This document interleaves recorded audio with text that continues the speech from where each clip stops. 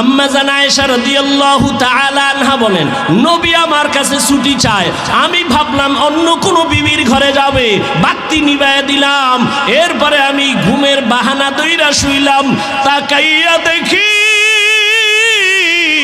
রহমতের নবী নামাজের মুসাল্লায় দাঁড়ায় গেছে।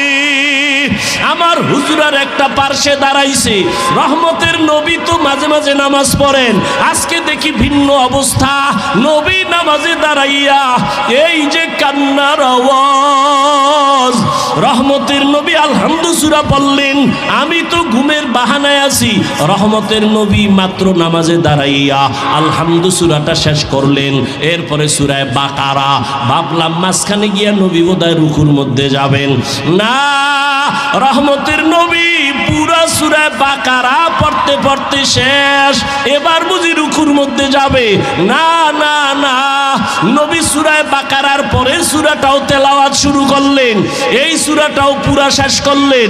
এবার ভাবলাম নবী রুকুতে যাবেন, দেখি না এর পরের সূরাটাও নবী শুরু করলেন।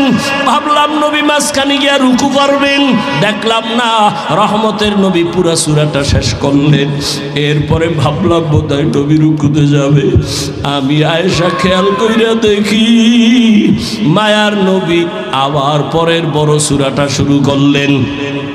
আর নবী কান্না করে দাঁড়াইয়া, দাড়ি থেকে চোখের পানিগুলো পড়ে পড়ে দাড়ি ভিজিয়া নবীর জামা মুবারক ভিজে গেল। রুকুরও খবর নাই। মায়ার নবী দীর্ঘ রাত এক রাকাতে দাঁড়ানো। এই পরিমাণ আমি আয়েশা কোনদিন নবীরে দেখি না এত কষ্টে দাঁড়াইয়া। নবীর পা মুবারক ফুলিয়া যাইতেছে, এমন এক অবস্থা। দীর্ঘ সময় অতিবাহিত হওয়ার পরে মায়ার নবী এবার রুকুর মধ্যে গেলেন। রুকুর থেকে নবী আর উঠে না, উঠে না, উঠে না। মায়ার নবীর কান্নার আওয়াজ। মায়ার নবী শুধু কান্না আর কান্না আর কান্না। দীর্ঘ টাইম রুকুর মধ্যে চলে যাওয়ার পরে রহমতের নবী রুকুর থেকে অনেক সময় অতিবাহিত করার পরে নবী রুকুর থেকে সোজা হইলেন। মায়ার নবী রুকুর থেকে সোজা হইয়া দাঁড়াইয়া এরপরে আবার কান্না। দীর্ঘ টাইম আবার দাঁড়াইলেন। এরপরে রহমতের নবী সেজদার দিকে রওনা দিলেন। রহমতের নবী মাত্র প্রথম রাকাতের প্রথম সিজদা, সিজদায় গিয়া আবার কান্নার আওয়াজ। এই পরিমাণ কান্না, নবী আর মাথা উঁচু করেন না। প্রথম রাকাতের প্রথম সিজদা, এমন কান্না কান্না। আমি আয়েশা জীবনে নবীর এমন হালাত দেখি নাই। মনে হয় যেন নবী বেহুশ, নবী বোধহয় বেহুশ হয়ে যাবে। প্রথম রাকাতের সেজদা, এখনো দ্বিতীয় সেজদা নবী দেন নাই। এমন টাইমে ঘরের বাইরে আওয়াজ, বেলাল আইসা ডাকতেছে।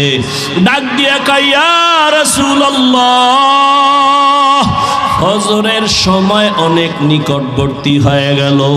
নবী তাড়াতাড়ি আপনি প্রস্তুতি হন, ফজরের সময় চলে আসছে। রহমতের নবী এইবার রেডি হয়ে যান। আম্মা জান আয়েশা রাদিয়াল্লাহু আনহা বলেন, বেলাল আইসা ফজরের অক্ত অল্প বাকি আছে, এখনো নবী প্রথম রাকাতে প্রথম সিজদায় পড়ে কাঁদতেছেন। এদিকে ফজরের সময় ঘনিয়ে গেল।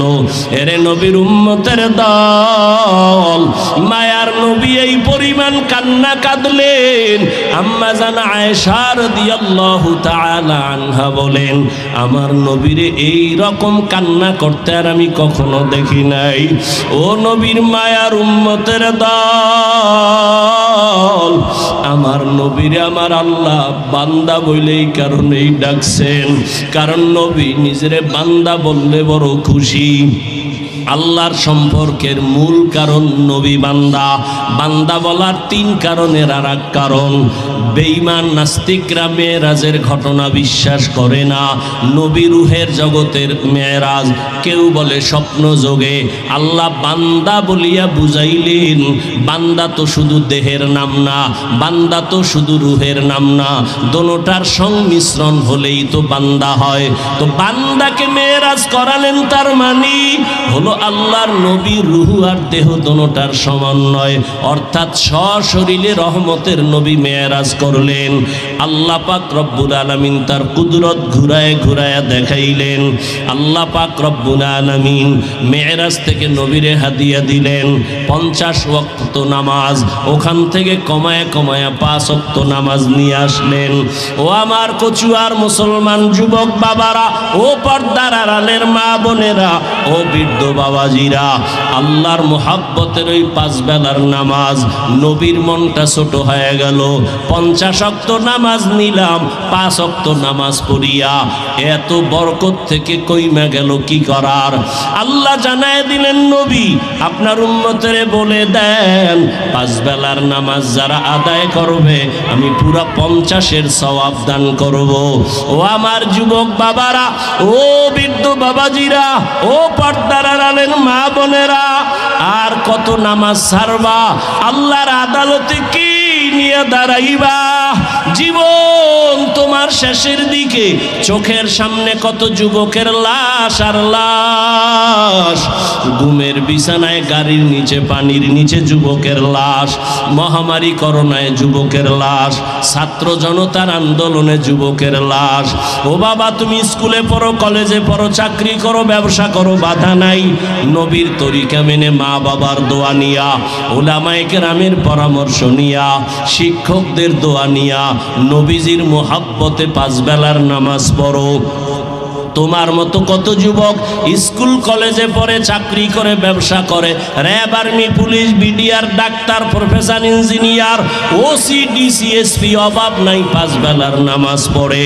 বলো বাবা, তোমরা কেন পারবা না? এরে পর্দার আড়ালের আম্মা জানেরা, আপনাদের মতো কত দামি মা, এই স্টেজে কয়েকটা সন্তানের মাথায় পাগড়ি দেওয়া হলো, এরা কোরআনের হাফেজ হয়ে গেল। এদের মা বাবা কত ধন্য।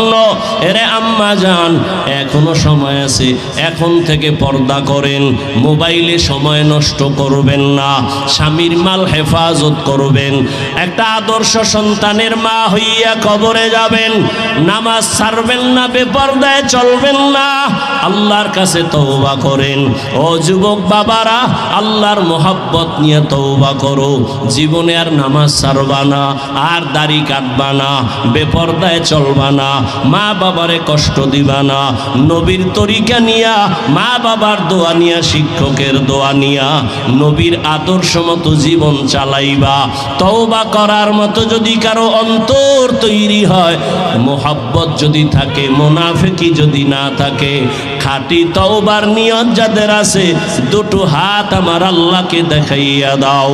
আয় আল্লাহ, হাতগুলো কবুল করে নেন, তওবা কবুল করে নেন, তওবার উপরে মজবুত হইয়া চলার মতো তৌফিক দান করেন বলে